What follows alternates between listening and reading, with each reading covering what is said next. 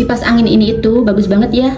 Dia itu kipas angin circulation fan ya, bisa diputar sampai 360 derajat seperti ini. Terus pilihan kecepatan anginnya itu ada 1, 2, 3. Nah, kalau 3 ini hembusan anginnya itu deres banget ya. Seperti ini. Hembusan anginnya itu deras, tapi dia itu senyap ya, jadi tidak bising. Dan ini itu yang keempat.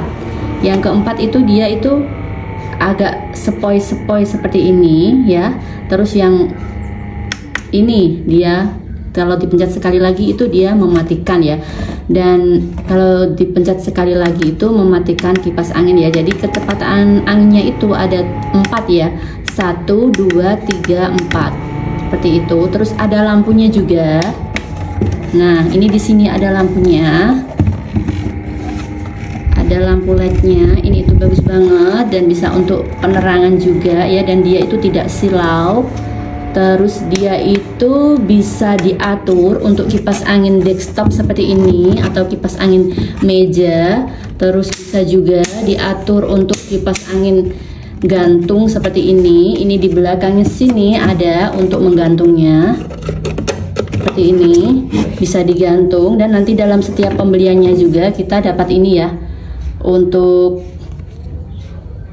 kipas angin tembok ya. Nah, nanti juga bisa diatur di tembok seperti ini, bisa untuk kipas angin dinding, dan ini itu untuk mencantolkan seperti itu ya.